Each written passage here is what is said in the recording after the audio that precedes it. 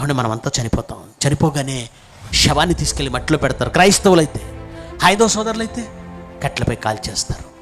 మనం అనుకుంటాం మట్టిలో పెట్టిన శరీరం అసలు కనపడదు కదండి, ఆ కప్పకైనా ఐసులో కదలకుండా ఉంది శరీరం, తిరిగి మరలా జీవం రావడానికి అవకాశం ఉంది. కానీ మట్టిలో పెట్టిన మన శరీరం ఎప్పుడు లేస్తుంది అంటే యేసుక్రీస్తు రెండవ రాకడలో లేస్తుందని మీరు అంటున్నారు. యేసుక్రీస్తు రెండవ రాకడలో లేస్తుంది అంటున్నారు. కానీ మట్టిలో పెట్టింది మొత్తం మట్టికి అయిపోయింది కదా, కనబడడం లేదు కదా. కట్లపై పెట్టింది కాలిపోయి బూడిదైపోయింది కదా అని మీరు అనుకుంటున్నారు. ప్రియులరా, మట్టి అయిపోయిన నీ శరీరం దేవుడే మట్టిగా మార్చాడన్న నిజం మీరు గ్రహించలేకపోయారు. మట్టి అయిపోయింది, మట్టి అయిపోయింది, మట్టి అయిపోయింది, మట్టి అయిపోయింది అనుకుంటున్నారు కదా. ఒక మాట చదవండి, కీర్తనల గ్రంథం 90వ అధ్యాయం 3వ వచనం. కీర్తనల గ్రంథం 90వ అధ్యాయము 3వ వచనం. నీవు మనుష్యులను మంటికి మార్చుచున్నావు, మంటిలో కలుపుచున్నావు అన్నాడా, మంటికి మార్చుచున్నావు అన్నాడా? మార్చాడు. ఆయన మార్చాడు. ఎందుకు మార్చాడు? ఎందుకు మార్చాడు చెప్తాను వినండి. ఏమంటే కొన్ని దేశాలలో పంటలు పండవండి, కానీ సంవత్సరం పొడవునా టమోటా కావాలి. మనకు టమోటా మనకు దొరుకుతుంది, ఎందుకంటే మనకు పండుతాయి. కానీ కొన్ని దేశాల్లో పండవు. అప్పుడు వాళ్ళు ఏం చేస్తారో తెలుసండి, నిలవ పెట్టుకోవాలి. సంవత్సరం అంతా టమాటాలు నిలవ పెట్టుకోవాలి. ఎలా నిలవ పెట్టుకుంటారు? ఫ్రిడ్జ్లో పెడితే 1 రోజు 2 రోజులు 4 రోజులు, మహా అయితే 5 రోజులు, వారం రోజుల తర్వాత ఫ్రిడ్జ్లో ఉన్న టమాటాలు కూడా ఏమవుతాయి తెలుసా? కుళ్ళిపోతాయి. మరి వాళ్ళు ఎలా నిలవగించుకుంటారు? టమోటాని టమోటాగా ఉంచితే ఎవరు నిలవబెట్టలేరు. టమోటా రూపాన్ని మార్చాలి. అందుకని వాళ్ళు ఏం చేస్తారంటే టమోటాను టమోటాగా ఉంచితే నిలవ ఉండదు కనుక దాన్ని సాస్, టమోటా సాస్, కెచప్ అంటారు చూసారా పిల్లలు, టమోటా సాస్గా మారుస్తారు. ఇది సంవత్సరం వరకు చెడకుండా ఉంటుంది. అంటే రూపం మార్చబడితే అది నిలవ ఉండే అవకాశం ఉందా? ఎస్. అలాగే పాలను మీరు నిలవ ఉంచండి, 1 రోజు 2 రోజులే ఇస్తాడు డేటు, ఆ తర్వాత పాడైపోతాయి పాలు. ఫ్రిడ్జ్లో పెడితే ఇంకొక రోజు ఎక్స్ట్రానే, ఫ్రిడ్జ్లో పెడితేనే 1 రోజు 2 రోజులు. టెట్రా ప్యాక్ అని ఉంటుందండి, గట్టిగా ఉంటుంది.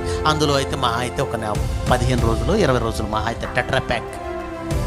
ఆ తర్వాత అయినా పాడైపోతాయి. అలా కాకుండా సంవత్సరం పొడవున పాలు నిలవ ఉండాలంటే పాలను పాలుగా ఉంచితే నిలవ ఉండవండి, పాల పొడిగా మారుస్తారు. పాల పొడి డబ్బాలో పెట్టేస్తారు. కావలసినప్పుడల్లా అది వేడి నీళ్ళలో వేసుకొని కలుపుకుంటే పాలు అయిపోతాయి. పాలను పాలుగా ఉంచితే నిలవ ఉండవు. దాన్ని రూపాన్ని మార్చారు, పొడిగా నిలవ ఉండిపోతుంది. టమోటాను రూపం మారిస్తే సాస్ నిలవ ఉండిపోయింది, పాలను పొడిగా మారిస్తే నిలవ ఉండిపోయింది. ఈ శరీరాన్ని ఇలాగే ఉంచితే నిలవ ఉండదు. అందుకే దేవుడు ఏం చేశాడు? మార్చాడు. ఏం చేశాడు? మంటికి మార్చాడు, మంటిగా మార్చాడు. అంటే నీ శరీరానికి చెందిన ఎముకలు, నీ శరీరానికి చెందిన చర్మం, నీ శరీరానికి చెందిన మాంసం, నీ శరీరానికి చెందిన నరాలు, నీ శరీరానికి చెందిన వెంట్రుకలు, నీ శరీరానికి చెందిన కళ్ళు, పళ్ళు, టోటల్ ఎన్ని కోట్ల కణాలతో నిర్మితమయ్యాయో ఈ దేహంలో అవయవాలు, అన్ని కోట్ల కణాలు మట్టి కణాలుగా మారాయి. దేవుడు మార్చాడు. మార్చి ఎక్కడుంచాడు? అదే మట్టిలో ఉంచాడు. యేసుక్రీస్తు రెండవ రాకడలో వచ్చినప్పుడు నువ్వు మంటిలో నీ ఆకారం భద్రపరిచాడు. నువ్వు అనుకుంటున్నావు ఎక్కడో పోగొట్టాడు అనుకుంటున్నావు, పోయిందనుకుంటున్నావు. పోవటం కాదు తల్లి. పాలపొడి చూసి పాలు పోయినాయి అనుకోవద్దు, పాలపొడి అయ్యాయి. టమాటో సాస్ చూసి అయ్యో టమాటాలు ఏమైనాయి అనుకో, టమాటాలే సాస్ అయ్యాయి. ఆ సమాధిలో ఉన్న మట్టిని చూసి అయ్యో నా శరీరం ఏమైంది అనుకో, నీ శరీరమే అక్కడ మట్టిగా మారింది. మట్టికి మార్చాడు. అలా మార్చిన యేసుక్రీస్తు లేదా దేవుడు రెండవ రాకడలో యేసుక్రీస్తును పంపించినప్పుడు యేసుక్రీస్తు వచ్చి దావీదు లేనాయన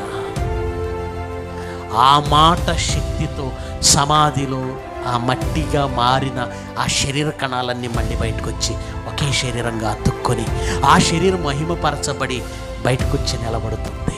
తెలుసా మీకు? అందుకే ఏమన్నాడు యేసు ప్రభు?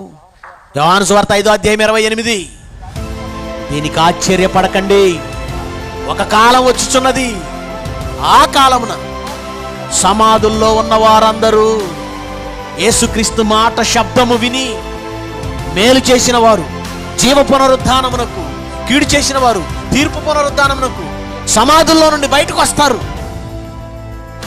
ఏమంటే మట్టిలో నుంచి మళ్ళీ పైకి వస్తావా? ఇదేమన్నా పెద్ద ఆశ్చర్యమా? ఇదేమో సంభవించనిదా?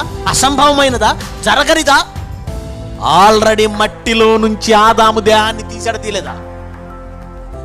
తీయలేదా? ఒకప్పుడు పెట్టలేదే మట్టిలో ఆదాము దేహాన్ని. ఆదాము దేహాన్ని ఒకప్పుడు మట్టిలో ఏం పెట్టలేదు, పెట్టని ఆ దేహాన్ని మట్టిలో నుండి తీస్తే నీ దేహం మట్టిలో పెట్టబడింది. పెట్టబడ్డ దేహాన్ని బయటికి తీయటం దేవుడికి ఒక గొప్ప అండి, అది కష్టమా అండి? అది ఆదాము శరీరం మట్టిలో లేనప్పుడే మట్టి నుండి ఆదాము శరీరం తీసినప్పుడు నీ శరీరాన్ని మీ ఊరి పొలిమేరలో మట్టిలో పెట్టావు. నువ్వు మట్టిగా మార్చబడితే అది పాడవదండి, ఎన్ని సంవత్సరాలైనా అలాగే ఉంటుంది. యేసుక్రీస్తు రెండవ రాకడలో వచ్చినప్పుడు ఒక్క మాట శక్తితో నీ కణాలు మట్టిగా మారిన నీ కణాలు ఉన్నాయే అవన్నీ దగ్గరకు వచ్చేస్తాయి, మరలా ఆకారం సంతరించుకుంటాయి, బయటకు వచ్చేస్తాయి. ఇది మిస్టరీ, శాస్త్రవేత్తలు ఎరుగని మిస్టరీ, మేధావులు పండితులు ఎరుగని మిస్టరీ.